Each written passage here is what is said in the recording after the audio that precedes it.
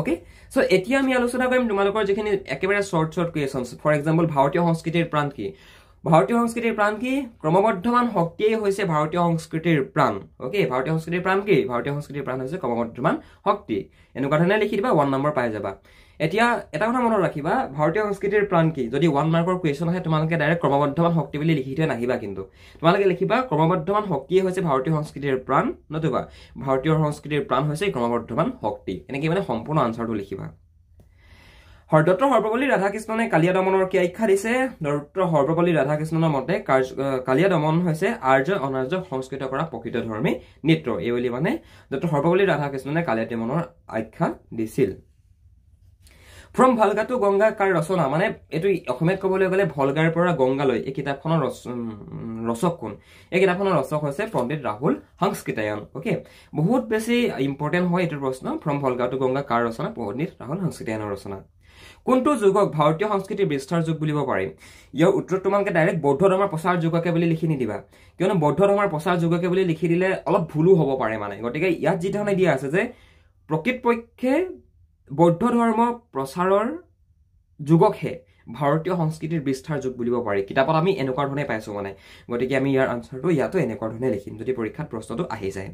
শিৱ আৰু শক্তি পূজাৰ মূল ক'ত আৱিষ্কাৰ হৈছিল শিৱ আৰু শক্তিৰ মূল বিচাৰি প্ৰত্নতাত্ত্বিক পণ্ডিতসকলে মহেঞ্জোদাৰো সভ্যতাৰ কাষ চাপিছিল আৰু ইয়াতেই ইয়াৰ মূল আৱিষ্কাৰ হৈছিল শিৱ আৰু শক্তি পূজাৰ মূল মহেঞ্জোদাৰো সভ্যতাত মানে মহেঞ্জোদাৰোত আৱিষ্কাৰ হৈছিল ডাইৰেক্টলি তোমাৰ মহেঞ্জোদাৰোত আৱিষ্কাৰ হৈছিল বুলি নিলিখিবা ইয়াত যেটো ফৰ্মেট ইউজ কৰা গৈছে হেতু ফৰ্মেটৰ মতে লিখিবা শিৱ আৰু শক্তিৰ মূল বিচাৰি প্ৰত্নতাত্ত্বিকসকলে প্ৰত্নতাত্ত্বিক পণ্ডিতসকলে মহেঞ্জোদাৰো সভ্যতাৰ কাষ চাপিছিল আৰু ইয়াতে তেওঁলোকে শিৱ আৰু শক্তি পূজাৰ মূল আৱিষ্কাৰ কৰিবলৈ সক্ষম হৈছিল মানে ইয়াৰ মূল বুলি ক'লে কি আৰু যে আগতে আমাৰ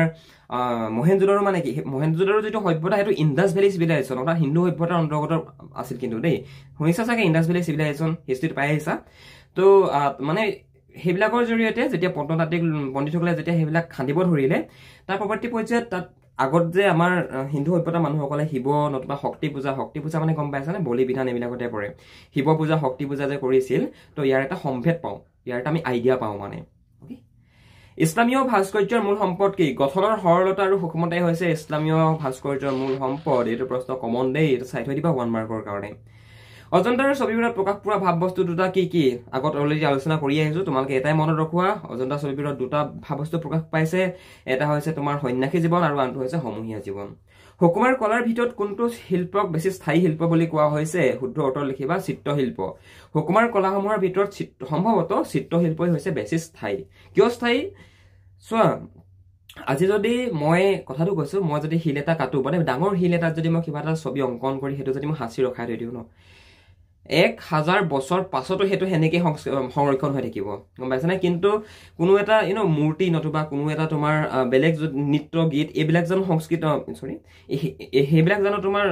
সেভ হৈ থাকিব নাথাকে সময় যেতিয়া পাৰ হৈ যাব সময় পাৰ হৈ যোৱাৰ লগে লগে মানে হেবিলাকৰ পৰিৱৰ্তন হৈ যায় গীত মাত ভাষা হেবিলাকৰ পৰিৱৰ্তন হয় আজি আমি যি অসমীয়া ভাষা কৈ আছো হেতু অসমীয়া ভাষা প্ৰকৃততে আগতে যেটো অসমীয়া ভাষা আছিল তাৰ তুলনাত কিন্তু বহুত বেছি মানে চেঞ্জ হৈ গৈছে টিউন বিলাক চেঞ্জ হৈছে গম পাইছানে ঠিক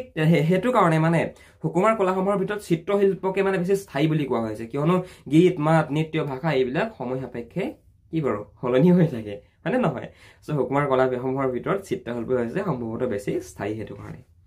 ওকে সো ভাইটি ভন্টি সকল মই ভাবো কিবা এটা আজি ৰেটু ক্লাছৰ পৰা বুজি পালা যদি বুজি পালা বহুত ভাল কথা যদি বুজি নাপালা আমাক সুধিব পাৰা যি সকল ছাত্ৰ বন্ধুৱে আমাৰ ক্লাছ গিটা এতিয়ালৈকে কৰা নাই WhatsApp নম্বৰ দেখিছা WhatsApp নম্বৰত আমাক মেছেজ কৰি তোমালোকে ক্লাছ গিটা কৰিব পাৰা কিয়নো চোৱা তোমালোকে ইউটিউবত নতুবা বেলেগ কৰবা কিতাপ এখন কিনি আনি প্ৰশ্ন বিলাকৰ উত্তৰহে তাত পাবা কিন্তু পৰীক্ষাৰ কাৰণে হেবিলাক মুখস্থ কৰিবতো তোমালোকে নোৱাৰা হেবিলাক তোমালোকে বুজি পাব লাগিব তোমালোকৰ আন্ডাৰষ্টেণ্ডিংটো থাকিব লাগিব গম পাইছানে গতিকে আমাৰ ফালৰ পৰা যদি তোমালোকে হে আন্ডাৰষ্টেণ্ডিংটো পাই যা ঘৰতে বহি তোমালোকৰ নিজৰে লাভ হয় গতিকে হে ভাৰতীয় সংস্কৃতিৰ ক্লাছটো তোমালোকৰ অলপমান খৰচ হ'ব খুব বেছি তোমালোকৰ 2 ঘণ্টা খৰচ হ'ব অলপমানটো কষ্ট কৰিব লাগিব হে 2 ঘণ্টা সময়টো যদি তোমালোকে ভালদৰে যদি ক্লাছ কিটা ভালনে চাই আহা 2 ঘণ্টা তোমালোকে যদি দিয়া তোমালোক প্ৰায় 20 দিন আগুৱাই যাবাগৈ স্কুলত ক্লাছ কৰাতকৈ গম পাইছানে কথাটো কিয়নো ইয়াত ক্লাছ কৰা স্কুলত ক্লাছ কৰা বহুত বেছি ডিফাৰেন্স আছে মানে গম পাইছানে